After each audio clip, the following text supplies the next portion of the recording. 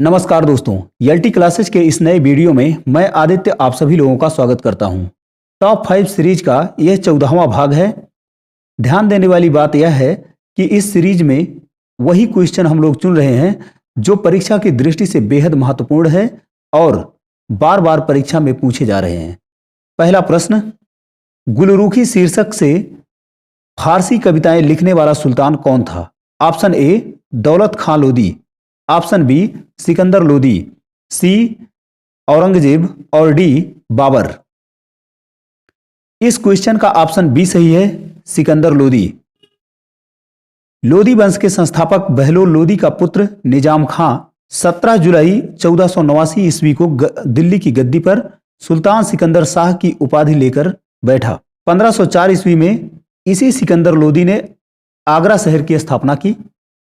गजे सिकंदरी का प्रचलन इसी ने शुरू किया। गजे सिकंदरी जमीन नापने का एक पैमाना था। गुलरूखी नाम से फारसी भाषा में गुलरूखी शीर्षक से फारसी भाषा में कविताएं सिकंदर लोदी ने ही शुरू की तथा एक आयुर्वेद ग्रंथ का फारसी भाषा में अनुवाद किया। उस अनुवाद का नाम फरहंग ए सिकंदरी था। इसने मुसलमानों को ताजिया निकालने और मुसलमान स्त्रियों को पीरों तथा संतों की मजार पर जाने पर प्रतिबंध लगा दिया था। अगला क्वेश्चन, नार्थर और नार्टी नाम की स्थानीय शीतल हवाएं कहां चलती हैं? ऑप्शन ए संयुक्त राज्य अमेरिका, ऑप्शन बी फ्रांस, सी रूस और डी अर्जेंटीना। इस क्वेश्चन का ऑप्शन ए सही है, संयुक्त राज्य अमेरिका। संयुक्त राज्य अमेरिका में नार्थर और नार्टी नाम की दो स्थानीय शीतल हवाएं चलती हैं। बाइज नाम की स्थानीय शीतल हवा फ्रांस में चलती है, बुरान रूस में चलती है, पैम्पीरो अर्जेंटीना में चलती है, पैपागोया मैक्सिको में चलती है, हबूब सूडान में चलती है, मिस्ट्रल स्पेन में चलती है और मैस्ट्रल इटली में चलती है। अगला क्वेश्चन, कोटोपैक्सी एक जागृत ज्वालामुखी है यानी एक्टिव वोल्केनो है जो अवस्थित है, कहां अवस्थित है? ऑप्शन ए रॉकीज में, ऑप्शन बी एंडीज में, ऑप्शन सी हवाई में, ऑप्शन डी सिसिली में। इस क्वेश्चन का ऑप्शन बी सही है, एंडीज में। कोटोपैक्सी एंडीज पर्वत श्रृंखला में स्थित है। यह विश्व का सबसे ऊंचा जागृत ज्वालामुखी है। इसकी ऊंचाई है 19,613 फीट। यह भी ध्यान रखना है दोस्तों कि यह इक्वाडोर में स्थित है। ओजोस डेल सेलाडो एंडीज पर्वत पर स्थित है। यह विश्व की सबसे ऊंचाई पर स्थित है। अर्जेंटीना और चिली की सीमा पर स्थित है। यह एक सक्रिय ज्वालामुखी है।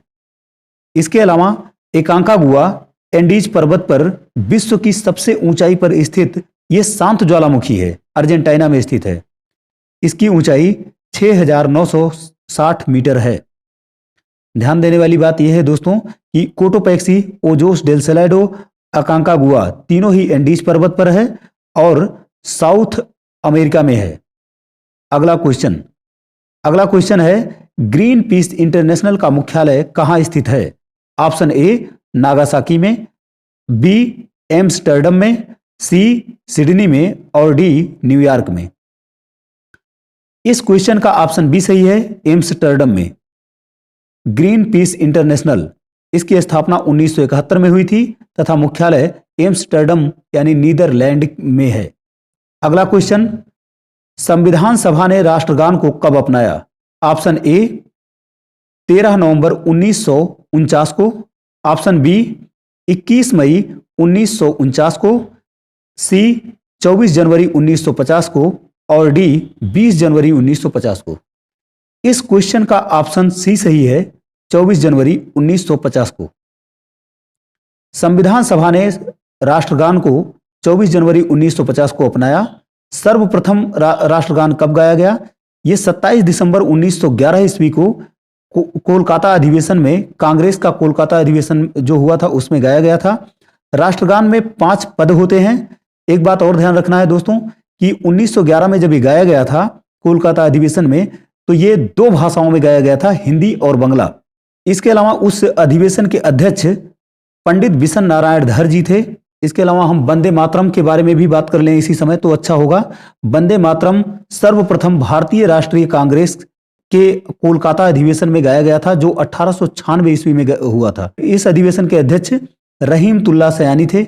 इसी के साथ ये वीडियो समाप्त होता है दोस्तों। यदि आप लोगों को ये वीडियो पसंद आ रहा है दोस्तों तो लाइक करें, सब्सक्राइब करें और अपने दोस्तों में शेयर भी करें। जय हिंद।